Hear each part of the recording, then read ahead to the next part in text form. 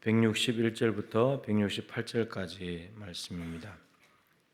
구약성경 896쪽입니다.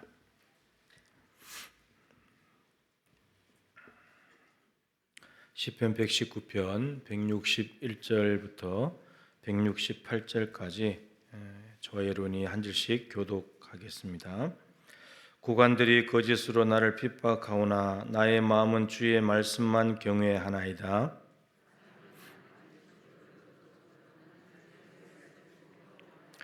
나는 거짓을 미워하며 싫어하고 주의 율법을 사랑하나이다.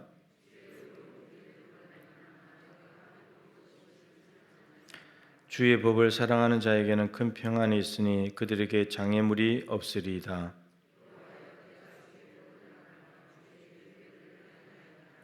내 영혼이 주의 증거들을 지켜 싸우며 내가 이를 지극히 사랑하나이다. 나의 모든 행위가 주 앞에 있음이니이다. 아멘. 주의 말씀을 즐거워함이라는 제목으로 조선일 목사님 말씀 전해주시겠습니다.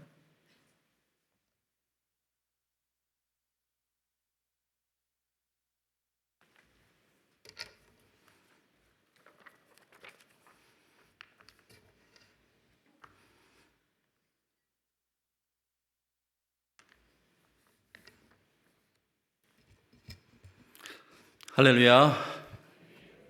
이제 추운 겨울이 물러가고 따스한 봄날이 오려하는 길목에 있는데요. 따스한 성령님께서 여러분의 삶을 환하게 비춰주시기를 간절히 소망합니다. 여러분 혹시 커피 좋아하십니까? 많은 분들이 커피를 좋아하실 텐데요. 저는 커피를 그렇게 좋아한다고는 할 수 없지만 그래도 매일 한 잔 정도는 마시는 편입니다. 예전에는 주로 이 커피 믹스를 즐겨 마시곤 했는데 어느 순간 보니 아메리카노를 즐겨 마시고 있습니다.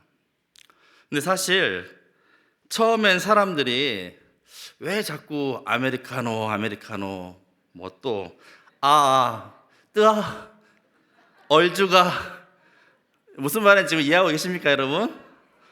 아는 뭡니까? 아이스 아메리카노. 뜨아는 뭡니까? 뜨거운 아메리카노. 얼죽아는 뭡니까? 얼어 죽어도 아이스 아메리카노. 왜 그렇게 말하는지 몰랐습니다.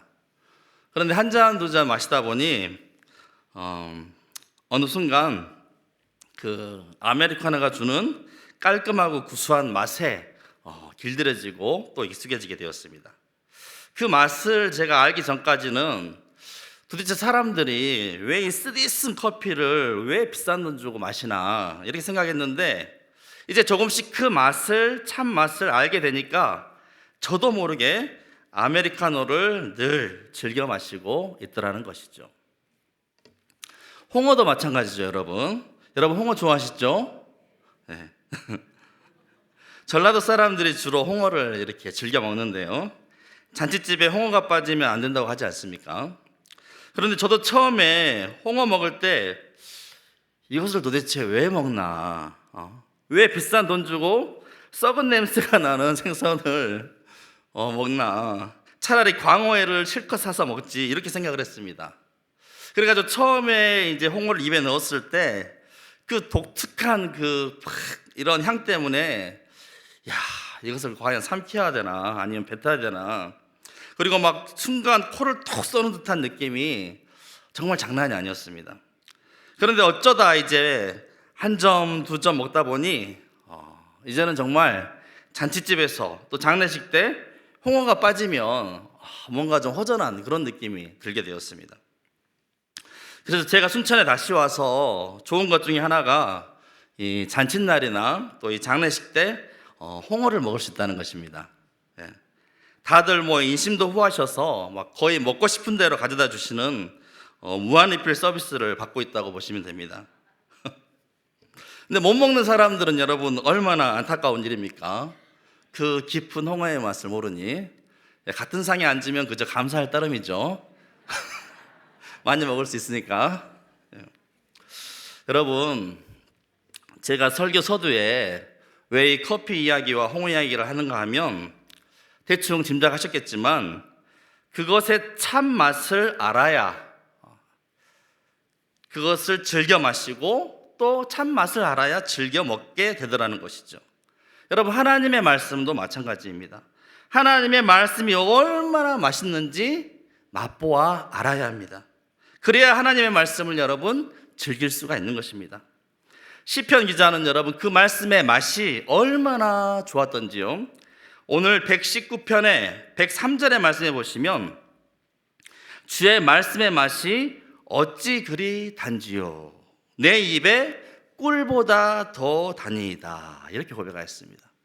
그리고 시편 19편 10절에도 금 곧 많은 순금보다 더 사모할 것이며 꿀과 송이꿀보다 더 달도다라고 감탄하였습니다. 그런데 때때로 신앙생활을 오래 하고 교회도 오래 다녔지만 안타깝게도 아직까지 말씀의 맛을 잘 모르고 다니시는 분들이 종종 있습니다. 왜 그렇습니까? 아직 그 말씀의 맛을 제대로 알지 못하기 때문입니다. 아마 말씀의 맛을 제대로 알게 된다면, 그 참맛을 제대로 느낄 수 있다면 누가 성경 보지 말라고 해도 스스로 볼 것이며 날마다 볼 것이며 날마다 그 말씀의 맛을 묵상하며 하나님의 말씀을 날마다 정말 인사돌 광고처럼 씹고 뜯고 맛보고 즐기고 그렇지 않겠습니까? 누가 시키지 않아도 즐기는 경지에 이르게 될 것입니다. 그래서 오늘 설교 제목을 주의 말씀을 즐거워함이라고 하였는데, 간절히 바라기는 우리 모든 성도님들도 하나님의 말씀의 이 참맛을 알음으로 말미암아 날마다 주의 말씀을 사모하며 묵상함으로 주의 말씀을 즐길 수 있기를 간절히 소망합니다. 오늘 우리가 보신 시편 이 119편은 성경 중에서 가장 긴 본문입니다. 무려 176절에 해당하는 그런 본문입니다. 그런데 주된 내용은 바로 하나님의 말씀에 관한 것으로 다 채워져 있습니다. 참고로 이 시편에 대해서 독일어역 성경에는 뭐라고 했냐? 하나님의 말씀에 대한 찬양과 사랑 및 그 말씀의 능력과 활용에 관한 그리스도인의 황금 입문서라는 그런 부제가 붙어 있습니다. 또한 그 길이가 성경에서 가장 길 뿐만 아니라 신구약 성경 전체의 정중앙에 여러분 이 시편이 위치하고 있습니다. 정중앙에 인생의 축복과 영생에 대한 소망이 오직 하나님의 말씀에서 비롯됨을 강조하는 점에서 이 시편은 성경 전체를 담고 있는 축약판이다라고 할 수 있습니다. 또한 본 시편에는 인생의 모든 희노애락, 모든 희비애락을 다 담고 있으며 그 시편의 순서도 히브리어 알파벳 순서를 따라서 차례차례로 진행되는 답관체 형식을 취하고 있으면서 8절씩 한 연으로 전체 22연으로 구성되어 있습니다. 아주 완벽하게 이루어진 시편입니다. 그래서 C.S. 루이스는 이 시편에 대해서 오랫동안 조용한 시간에 한 땀 한 땀 술을 넣듯이 마치 숙련된 장인이 여가를 즐기면서 만든 작품과 같다라고 평했는데, 이 시가 얼마나 치밀하고 탁월하며 풍성한 내용을 담고 있는지를 단적으로 말해주고 있습니다. 모든 시편 중에서 가장 탁월한 시편이다, 이렇게 말할 수 있습니다. 그리고 그 중심 내용은 바로 하나님의 말씀에 관한 것입니다. 핵심 주제인 하나님의 말씀에 대해서 저자는 이 말씀을 법도, 율례, 계명, 말씀, 규례, 증거 등등 8개의 용어로 하나님의 말씀을 표현하고 있습니다. 또한 시편 1편에 복 있는 자에 대해 말하길 오직 여호와의 율법을 즐거워하여 그 율법을 주야로 묵상하는도다. 여호와의 율법을 즐거워하여 그 율법을 주야로 묵상하는도다, 이렇게 고백했는데 본 119편에도 주의 말씀을 즐거워함에 대해서 수차례 여러분 반복하고 있습니다. 한번 저를 따라서 여러분 말씀을 한번 찾아보시기 바랍니다. 먼저 119편 14절의 말씀입니다. 119편 14절 다 함께 읽어보겠습니다. 시작. 내가 모든 재물을 즐거워함 같이 주의 증거들의 도를 즐거워하였나이다. 16절 주의 율례들을 즐거워하며 주의 말씀을 잊지 아니하리다. 24절입니다. 주의 증거들은 나의 즐거움이요 나의 충고자니이다. 47절입니다. 내가 사랑하는 주의 계명들을 스스로 즐거워하며. 다음으로 70절입니다. 그들의 마음은 살쪄서 기름덩이 같으나 나는 주의 법을 즐거워하나이다. 그 다음에 77절입니다. 주의 긍휼이 여기심이 내게 임하사 내가 살게 하소서. 주의 법은 나의 즐거움이니이다. 다음으로 92절입니다. 주의 법이 나의 즐거움이 되지 아니하였다면 내가 내 고난 중에 멸망하였으리이다. 그리고 오늘 본문 162절입니다. 162절 넘겨서 시작. 사람이 많은 탈취물을 얻은 것처럼 나는 주의 말씀을 즐거워하나이다. 아멘. 얼마나 여러분 여러 차례 계속해서 하나님의 말씀을 즐거워한다 표현하고 있습니까? 여기서 즐거워하다는 의미는 우리에게 큰 기쁨을 가져다 주거나 우리의 기쁨의 근원이 된다, 이런 의미를 담고 있습니다. 그런데 여러분, 주의 말씀을 즐거워하는 일이 결코 쉬운 일이 아닙니다. 갑자기 한순간에 여러분 하나님의 말씀이 즐거워지지 않습니다. 오늘 본 말씀이 여러분 이런 사실을 우리에게 잘 나타내고 있는데, 먼저 오늘 본문의 161절에 보시면 고관들이 거짓으로 나를 핍박하오나 나의 마음은 주의 말씀만 경외하나이다. 지금 여러분 이 시편의 주인공은 사회의 지도자급에 있는 권력자들, 그 힘 있는 자들이 아무 이유 없이 자신을 핍박함에도 불구하고, 그런 어려운 상황 가운데서도 불구하고 절대로 그들을 두려워하거나 또 그들에게 아부하며 동조하지 않고, 그럴수록 오히려 하나님의 말씀만을 경외한다라고 고백한 것입니다. 이어서 162절에 사람이 많은 탈취물을 얻은 것처럼 나는 주의 말씀을 즐거워하나이다. 여기서 여러분 탈취물을 얻은 것처럼 말씀을 즐거워한다고 했는데, 이 탈취물이 무엇입니까? 바로 전쟁을 이기고 난 후에 취하는 전리품, 그것을 탈취물이라고 합니다.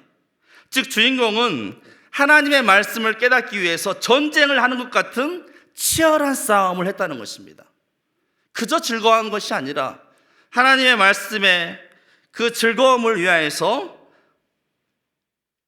그 말씀을 깨닫기 위해서 전쟁을 하는 것과 같은 치열한 싸움이 있었다는 것을 보여주는 것입니다. 그런 후에 비로소 말씀을 통한 승리의 기쁨을 고백하고 있는 것입니다. 또한 그는 주의 규례로 말미암아 하루 7번씩 주를 찬양하는, 날마다 찬양하는 삶을 살았으며 주의 계명들을 행하고 지켰다라고 고백하고 있습니다. 즉 그는 하나님의 말씀을 붙들고 그 말씀대로 지키고 순종하기 위해 목숨을 다 바쳤던 것입니다. 그 과정을 통하여서 비로소 놀라운 승리, 진정한 말씀의 기쁨을 누릴 수 있게 된 것입니다. 그러므로 여러분, 우리가 하나님의 말씀을 즐거워하기 위해서는 그저 저절로 되는 것이 아니라 그 어떤 희생과 어려움도 마다하지 않고 단호한 각오로 여러분 우리가 말씀에 임해야 합니다. 불의한 이 세상과 죄악된 세상 가운데서도 끝까지 포기하지 않고 하나님의 말씀을 붙들고 끝까지 싸우며 인내해야 합니다. 그리할 때 비로소 말씀을 통한 놀라운 승리의 기쁨을 누릴 수가 있는 것입니다. 여러분, 우리가 잘 아는 시편의 주요 저자인 다윗의 인생을 한번 보십시오. 그의 인생이 얼마나 파란만장했습니까? 골리앗과의 싸움과 또 왕으로 기름 부음을 받고서도 사울 왕이 계속 쫓겨 도망자로 보내야만 했던 숱한 그 시절들. 하지만 그런 상황과 환경 가운데서도 다윗은 실로 누구보다 하나님의 말씀을 즐거워하며 놀라운 말씀의 능력을 그로 인해 체험했던 자였습니다. 하나님의 능력은 다윗의 반응과 상관없이 여러분 그저 주어지는 것이 아니었다는 것입니다. 다윗이 하나님을 찾았을 때 그에게 부어졌던 것이죠. 다윗은 주야로 하나님의 말씀을 묵상했으며 누구보다 하나님의 말씀을 즐거워했습니다. 그는 말씀을 읽고 기억하고 또 노래했으며 하루 일과를 시작할 때에도 말씀을 곰곰이 생각했습니다. 이와 같이 했을 때 하나님은 다윗의 삶에 그분의 능력을 부어주셨습니다. 우리도 다윗처럼 하나님의 능력을 경험하기 위해서는 이처럼 하나님의 말씀이 늘 우리 삶의 중심이 되어야 한다는 것입니다. 하나님 말씀에 목숨을 걸어야 한다는 것이죠. 그런데 여러분, 하나님의 말씀이 우리 삶의 중심이 되기 전에 반드시 우리에게 필요한 것이 있습니다. 먼저 우리는 하나님의 말씀은 능력이 있다. 하나님의 말씀은 능력이 있다라는 사실을 확신해야 합니다. 론 스미스가 쓴 말씀 앞에 머무는 삶이란 책에 보면 이 말씀의 능력에 대해서 다음과 같이 말하고 있습니다. 하나님의 말씀은 우리에게 하나님의 마음과 성품을 나타내 준다. 하나님의 말씀은 하나님께로부터 나왔다. 즉 성부, 성자, 성령의 충만한 능력으로 지지되는 것이다. 그러므로 하나님의 말씀은 평범한 인쇄물에 불과한 보잘것없는 책이 아니라 능력 있는 책이다. 온 천지가 하나님의 말씀으로 창조되었고 말씀으로 수많은 표적과 기사가 나타났으며 하나님의 말씀은 그 말씀하신 대로 다 성취되었다. 또한 그 말씀은 우리를 바르게 하고 책망하시며 우리를 의롭게 하시는 말씀이요 우리의 싸울 영적 전쟁의 도구이다. 여러분, 우리도 하나님의 말씀이 얼마나 여러분 많은 능력이 있는지 어릴 적 주일학교 때 여러분 우리가 늘 찬양했던 찬양이 무엇입니까? 예수님이 말씀하시니. 어떻게 되었습니까? 예수님이 말씀하시니. 다른 것 하는 게 아니에요. 예수님이 곧 말씀하시니 물이 변하여 포도주 됐네. 예수님이 말씀하시니 바디메오가 눈을 떴습니다. 예수님이 말씀하시니 죽은 나사로가 살아났고요. 예수님이 말씀하시니 거친 파도가 잔잔해졌습니다. 할렐루야. 예수님 나에게도 말씀하셔서 주님 제발 나에게도 말씀하셔서 새롭게 변화시켜 주소서. 아멘. 그리고 여러분, 다음으로 우리가 하나님의 말씀을 즐거워하기 전에 먼저 이 말씀에 대한 갈급함이 있어야 됩니다. 말씀에 대한 갈급함. 주의 말씀은 즐기는 차원 이전에 우리 삶에 없어서는 안 될 생명과 직결되는 아주 필수적인 부분입니다. 만약에 여러분이 아침을 한번 굶었다고 한번 생각해 보시기 바랍니다. 그렇다면 아침을 즐기지 못했다, 내가 아침을 누리지 못했다, 이런 생각보다는 당장에 어떻습니까? 심한 배고픔을 느끼게 될 것입니다. 아침을 즐기지 못했다는, 아침을 챙겨 먹지 못했다는 자책보다도 당장에 나에게 나타나는 반응은 심한 배고픔이라는 것이죠. 그래서 온몸에 힘이 없고 기운이 없는 것을 느끼게 되는 것, 이것이 올바른 반응입니다. 마찬가지입니다. 하나님의 말씀은 우리 영혼의 여러분 양식입니다. 양과 같은 우리 영혼의 참된 꼴이라 할 수 있습니다.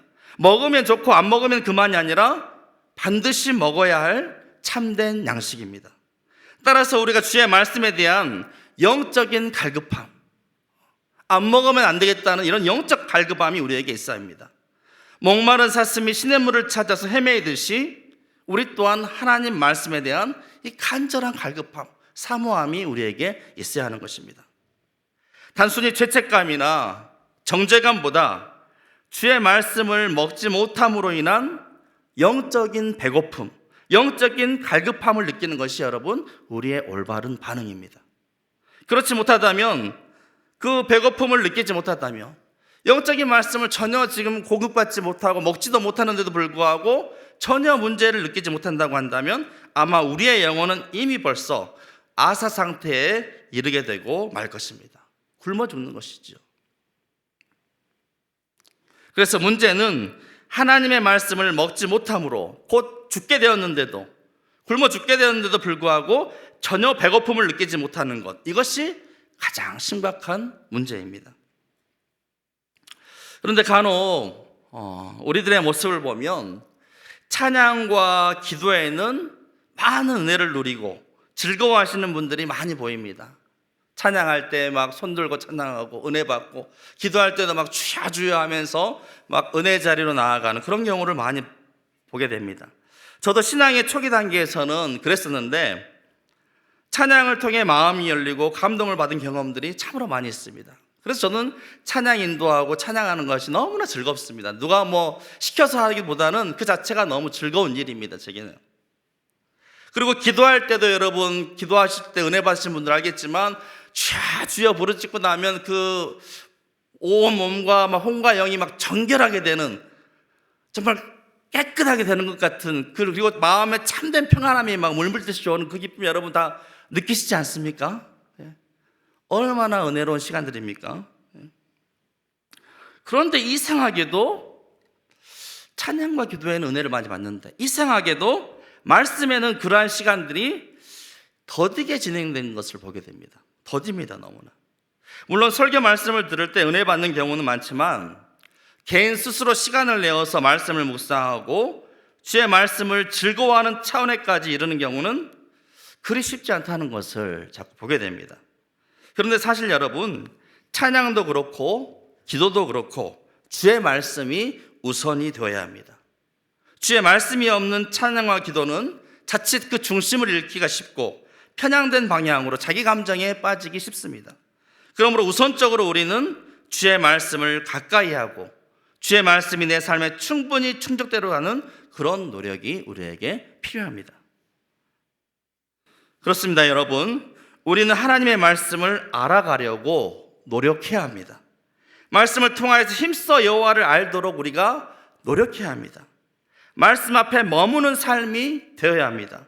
그런 구별된 시간을 갖고서 내 삶의 일상 가운데 하나님의 말씀을 앞에 서는, 하나님의 말씀을 대면하는 그 구별된 시간을 갖고서 그 시간에 주의 말씀을 음미하며 묵상하며 살아내는 시간들이 우리에게 충분히 필요하다는 것이죠. 그리고 우리에게 있어서 말씀의 진정한 맛은 여러분 언제 맛볼 수 있느냐? 우리가 그 말씀에 온전히 순종했을 때입니다. 말씀대로 순종했을 때 말씀대로 역사가 나타나는, 말씀대로 이루어지는 그 역사를 경험할 때 우리는 말씀의 진정한 능력을 맛보게 되는 것입니다. 그럴 때는 누가 말씀에 대해서 그랬더라 저랬더라 하는 그런 간증이 아니라, 남의 간증이 아니라 내가 직접 내 삶에 하나님의 말씀을 심어서 그 말씀이 자라서 결실하는 것을 보게 될 때, 씨 뿌리는 비유처럼 30배, 60배, 100배의 결실을 거두게 될 때, 말씀으로 인하여서 비로소 우리는 진정한 말씀의 능력을 맛보게 되는 것이죠.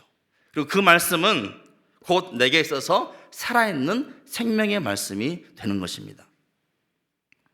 감사하게도 근본에 평신도 사역위원회인 제자훈련 사역위원회에서 구약 성경대학을 열었는데요, 성도님들의 반응이 너무나 좋았습니다.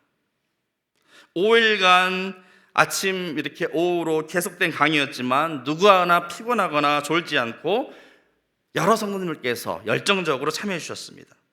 그동안 이 구약의 내용에 대해서 잘 모르고, 구약이 어떻게 이렇게 진행되는지, 어떻게 쓰였는지 잘 모르고 그냥 성경을 보면서 이해되지 않은 이런 고구마와 같은 답답한 부분이 많았었는데요, 근본 성경대학을 통해서 구약에 대한 이해폭이 훨씬 더 넓어지는 그런 계기가 된 것 같습니다. 앞으로도 여러분 여기서 멈추지 마시고 성경 말씀을 공부하는 일에 더욱 힘쓸 수 있기를 바랍니다. 하루에 여러분 최소 10분만이라도 주의 말씀 앞에 잠잠히 머무르는 습관을 들이시기 바랍니다. 어떤 일을 시작하건 간에, 어떤 바쁜 일이 있던 간에 내려놓고 하나님 말씀 앞에 구별된 시간을 가지시기 바랍니다. 날마다 정해진 주의 말씀을 읽고서 잠잠히 묵상하시기 바랍니다. 그리고 그 말씀대로 순종하며 살아가시기 바랍니다. 이제 말씀을 마무리하고자 합니다. 담양에 가면 메타세콰이어 나무들이 울창하게 줄지어 서 있는 것을 볼 수 있습니다. 큼지막한 나무들이 가지런히 세워져 있어서 이미 힐링 명소로도 유명합니다. 그런데 여러분, 우리 중에 단 한 사람도 가보신 중에 단 한 사람도 그 나무가 1cm라도 자라는 모습은 아무도 보지 못했습니다. 그렇지 않습니까, 여러분? 누가 그 나무가 1cm 자란 것을 볼 수가 있겠습니까? 하지만 그럼에도 불구하고 여러분, 수십 년의 시간이 거듭되는 동안 그 나무가 작은 씨앗에서 커다란 나무로 자라는 과정을 부인할 사람 또한 아무도 없을 것입니다. 성경을 묵상하는 사람은 마치 이런 나무와 같은 사람입니다. 10분, 20분의 성경 묵상을 한다고 해서 우리가 갑자기 영적으로 성숙해지고 민감해지지는 않을 것입니다. 그렇지만 여러분, 하루 그 10분, 20분 그 구별된 시간, 말씀 앞에 서는 시간이 계속 쌓이고 또 쌓이게 되면 결국 우리의 영적인 삶에 큰 성장과 변화를 가져오게 될 것입니다. 처음에 한 해, 두 해는 잘 모를 수 있지만, 별다른 변화가 보이지 않을 수 있지만, 그 시간들이 3년이 되고 4년이 되고 5년이 되고 10년, 20년이 되면 어느 순간에 이 메타세콰이어 같이 큰 거목이 되는, 괄목할 만한 영적 성장을 보게 될 것입니다. 당장에 어떤 변화가 나타나지 않고 당장에 다 이해하기 어렵더라도 여러분, 하나님의 말씀인 이 성경 말씀을 늘 가까이 하시고 읽고 묵상하시고 공부하고 암송도 하시고 또 말씀에 순종함으로 말미암아 여러분의 입술에서도 주의 말씀이 꿀보다 더 단이이다, 주님 말씀이 꿀보다 더 단이이다 고백되어질 수 있는 복된 인생이 다 되시기를 주의 이름으로 축복합니다. 네, 그런 의미에서 옆에 계신 분과 이렇게 한번 인사 나눴으면 좋겠습니다. 성공합시다. 네, 갑자기 뚱딴지같이 성공합시다, 이런 성공이 뭐의 약자입니까? 성경 공부. 여러분, 성경 공부하자는 거예요. 성공하자는 것이 아니라. 여러분, 성공하려면 어느 대학 가야 될까요? 서울대학? 성경대학 가야죠. 성경대학. 성공하려면 여러분, 성경대학 안 나오면 천국에 가서 명함도 못 내밉니다. 꼭 성경대학 앞으로 참여하셔서 하나님의 말씀에 대한 풍성한 그 은혜를, 또 달콤한 그 맛을 다 누리는 우리 모두가 될 수 있기를 주의 이름으로 축복합니다. 우리 함께 찬양하면서 함께 기도의 시간 갖도록 하겠습니다.